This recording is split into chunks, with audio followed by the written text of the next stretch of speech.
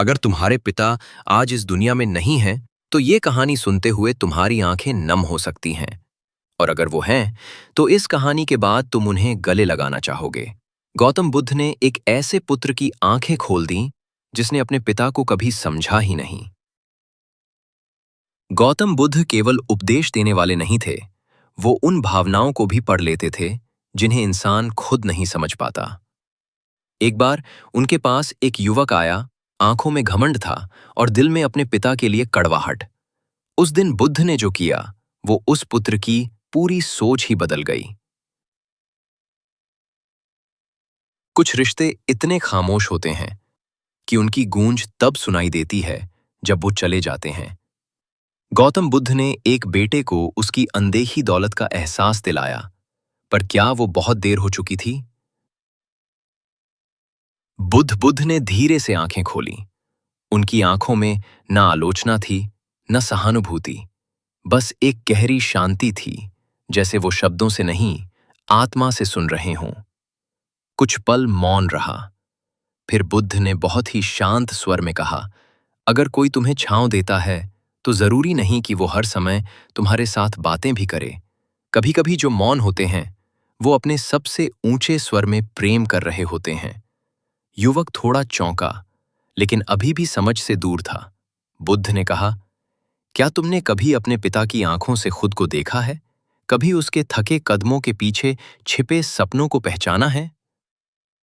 युवक चुप हो गया, जैसे किसी अनदेखे द्वार के सामने खड़ा हो। जेतवन विहार, एक प्राचीन बरगद के नीचे बुद्ध शांत भाव से बैठे हैं। युवक अभी भी वहीं जमीन पर बैठा है, उसकी आंखों में सवालों की आग है। बुद्ध ने मौन तोड़ते हुए हाथ का एक संकेत दिया। शिष्य धीरे धीरे पास आता है, हाथ में एक पुरानी धूल भरी लकड़ी की संदूक लिए। संदूक देखने में मामूली थी, लकड़ी जगह जगह से घिस चुकी थी, कोनों पर धागों की गांठें बंधी थीं, लेकिन उसमें समय कैद था, भावनाएं जमी हुई थीं। बुद्ध, ये संदूक तुम्हारे पिता के वर्षों की मौन बातें हैं। खोलो इसे, शायद कुछ जवाब मिले। वो धीरे धीरे गांठ खोलता है। लकड़ी की संदूक की चरमराहट जैसे कोई बीते वक्त की चीख हो। अंदर क्या था? सबसे ऊपर एक पुरानी टूटी हुई चप्पल थी, फटी हुई, पैर के निशान गहरे थे। उसके नीचे कुछ मिट्टी लगे मिट्टी के खिलौने, हाथ से बनाए गए, बेहद साधारण, पर उनमें भावनाएं जिंदा थीं। एक पुरानी फीस की रसीद, जिस पर स्कूल का नाम तो मिट चुका था, लेकिन नीचे पिता के हस्ताक्षर अभी भी साफ थे। और सबसे नीचे थी एक मुड़ी तुड़ी चिट्ठी, पीले पड़े कागज पर लिखी कुछ पंक्तियां। कांपते हाथों से चिट्ठी खोली। पढ़ते ही उसके गले में कुछ अटक गया। पृष्ठभूमि संगीत धीरे धीरे भावुक हो जाता है। आज मैंने अपनी चप्पल बेच दी क्योंकि मेरे बेटे की स्कूल फीस भरनी थी। धूप बहुत तेज थी, लेकिन मेरा बेटा तेज धूप में ना चले, इसलिए मैं नंगे पैर चला, क्योंकि उसका भविष्य मेरे पैरों से कहीं ज्यादा कीमती है। उसे जैसे विश्वास ही नहीं हो रहा। पिता की वो फटी चप्पल, जिसे उसने कभी देखना भी पसंद नहीं किया, अब उसे राजमुकुट जैसी लग रही थी। बुद्ध ने शांता अपने बेटे के लिए एक संदूक छोड़ता है। फर्क बस इतना है, कोई उसे समय रहते खोल लेता है और कोई बहुत देर कर देता है। दृश्य 3, दीपक जो खुद को जलाता रहा। सूर्य धीरे धीरे अस्त हो रहा है, आसमान सुनहरा हो चला है और जेतवन विहार में शाम का शांत वातावरण है। बुद्ध ने युवक को इशारे से अपने पास बुलाया। बुद्ध, आओ, कुछ दिखाता हूं जो तुम्हारी आंखों से छुपा रहा। दृश्य सेटअप। बुद्ध उसे एक पुराने मंदिर के कोने में ले जाते हैं, जहां एक दीपक जल रहा है। हल्की हवा में उसकी लौ हिल रही है। दीपक मिट्टी का है, पुराना, किनारे से थोड़ा टूटा हुआ, लेकिन उसकी लौ तेज और शांत दोनों है। बुद्ध युवक के पास खड़े होते हैं। फ्लूट और धीमी टेबल की बीट्स पृष्ठभूमि में शुरू होती हैं। बुद्ध ने दीपक की ओर इशारा करते हुए कहा, देखो इसे, ये दीपक तुम्हारे लिए उजाला करता है, ताकि तुम रास्ता देख सको, ताकि तुम्हारे कदम ना डगमगाएं। युवक ध्यान से दीपक की लौ को देखता है। पहली बार उसकी आंखों में कुछ बदलता है। बुद्ध धीरे पर गहराई से, लेकिन क्या तुमने कभी सोचा कि ये उजाला किस कीमत पर आता है? इस दीपक को जलाने के लिए तेल हर पल जलता है, बाती खुद को धीरे धीरे खत्म करती है और दीपक की मिट्टी तक तप जाती है।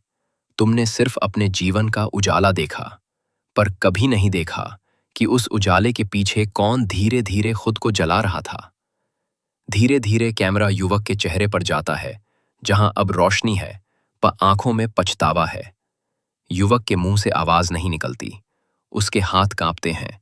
वो दीपक के पास झुकता है और आंखों से बहता आंसू धीरे से उस दीपक के पास गिरता है, जैसे एक प्रतीक हो।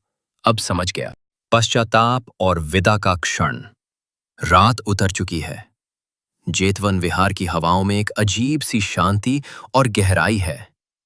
चांदनी पेड़ों के पत्तों पर टिकी हुई है। युवक अब भी दीपक के पास बैठा है। उसका चेहरा अब वो नहीं रहा जो कुछ समय पहले था। जहां पहले क्रोध और शिकायतें थीं, अब वहां पछतावे, करुणा और आत्मबोध का सन्नाटा है। युवक धीरे से टूटे स्वर में, भगवान, मैंने अपने जीवन का सबसे बड़ा सत्य आज जाना। मैं अपने पिता को कभी देख ही नहीं पाया। मैं तो बस उनके मौन को नफरत समझता रहा, और अब जब समझा तो बहुत देर हो चुकी है। उसकी आंखें भर जाती हैं और स्वर टूट जाता है। मैंने वो उजाला लिया, पर कभी उस दीपक को नहीं देखा जो खुद को हर रोज जलाता रहा। बुद्ध ने गहरी सांस ली और जमीन से एक बीज उठाया। उसे युवक के हाथ पर रखते हुए कहा, "ये एक बीज है। अभी ये कुछ नहीं है, बस एक कण है। लेकिन अगर तुम इसे सही समय, सही भावना और सही कर्म से सींचोगे तो यही एक दिन वृक्ष बन जाएगा। तुम्हारे पिता भी यही चाहते थे कि तुम बीज से वृक्ष बनो। उन्होंने पानी दिया, छांव दी और खुद धूप में खड़े रहे। अब तय तुम्हें करना है, क्या तुम उस वृक्ष की तरह बनोगे जो दूसरों को छांव देता है? मैं हर बच्चे को बताऊंगा कि जो चुप रहता है, जरूरी नहीं कि वो दूर है। हो सकता है वो सबसे ज्यादा पास हो। मैं अपने पिता को आज नहीं, लेकिन उनके जीवन को आज से जीऊंगा।" Distinctions, visual suggestion. युवक की मुट्ठी में बीज का क्लोजअप, चांदनी की धीमी रोशनी में बुद्ध का चेहरा, आंखें बंद। धीरे धीरे युवक की आंखों में नमी से तेजी आती है, जैसे एक नई रोशनी जगी हो। अंतिम शॉट। युवक विहार से बाहर निकल रहा है, लेकिन उसकी पीठ अब झुकी नहीं, सीधी है। Violence, really. बुद्ध की अंतिम पंक्ति, पावरफुल क्लोजर।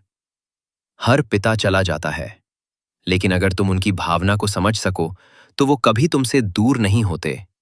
वे हर उस काम में जीवित रहते हैं जो तुम अपने जीवन में प्रेम और जिम्मेदारी से करते हो।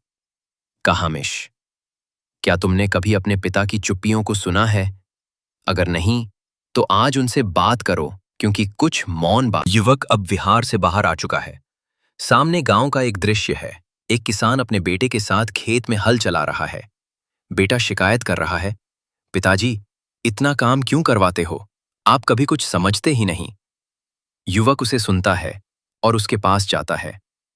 "तू जो ये हल चला रहा है ना, तेरे पिता ने भी कभी बिना जूते के ये खेत जोता था, सिर्फ इसलिए ताकि तेरे पैरों में छाले ना हो। उन्हें समझने के लिए तुझे उनका मौन पढ़ना होगा।" बच्चा चुप हो जाता है। किसान उसे देखता है, आंखों में नमी। फिर युवक एक पेड़ के नीचे बैठता है और एक पत्र लिखता है। "प्रिय पिताजी, अब समझा हूं कि आपने जब मुझे चुपचाप स्कूल छोड़ा था, वो सिर्फ एक रास्ता नहीं था, वो आपके खून पसीने से बना पुल था। अब जब आप नहीं हो, तो आपकी वो चप्पल मेरे दिल में बसी है। मैं हर उस बच्चे को पिता का अर्थ समझाऊंगा जिससे कभी आपने मुझे जोड़ना चाहा।" इंटिमिडेशन गांव की गलियों से गुजरते हुए पुराने अपने घर के सामने पहुंचता है। दरवाजा बंद है, घर वीरान है। दीवारें अब भी वही हैं, लेकिन अब उनके मायने बदल चुके हैं। पुरानी अलमारी में एक डायरी मिलती है, धूल से ढकी। वो डायरी पिता की है। पहला पन्ना पलटता है। "बेटे ने आज स्कूल में अव्वल स्थान प्राप्त किया। मिठाई तो नहीं ला सका, पर मंदिर जाकर दिया जलाया। दूसरा पन्ना। आज बेटे ने मुझसे कहा कि मैं कुछ नहीं समझता, शायद वो सही है। मैंने आज तक उसे सिर्फ देने की कोशिश की, समझाने की नहीं। तीसरा पन्ना।